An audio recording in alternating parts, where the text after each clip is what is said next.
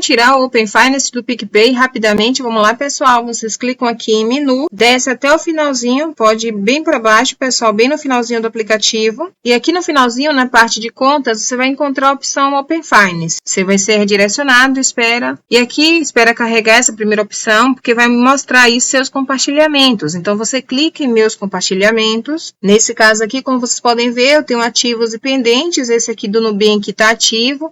Para eu tirar, eu faço o seguinte, eu clico em cima daquele banco que eu não quero mais compartilhar, clico, no meu caso aqui no Nubank, aí você desce até o finalzinho, observe que aqui tem a opção para alterar e encerrar. Se você quer tirar, você clica em encerrar compartilhamento, eles vão perguntar se você tem certeza. E aí você clica aqui agora em encerrar compartilhamento, lembrando que você pode ativar novamente quando você quiser. Vou clicar para encerrar, o compartilhamento foi encerrado. Se eu clicar aqui e voltar para o Open Finance e clicar agora em meus compartilhamentos, vai mostrar aí como expirado, tá? Não tem aqui compartilhamento ativo. Então é assim que você faz. Se você tiver vários bancos aí, você pode ir clicando em todos e tirar se você quiser tirar o Open Finance do PicPay. Se te ajudei, se inscreve no canal.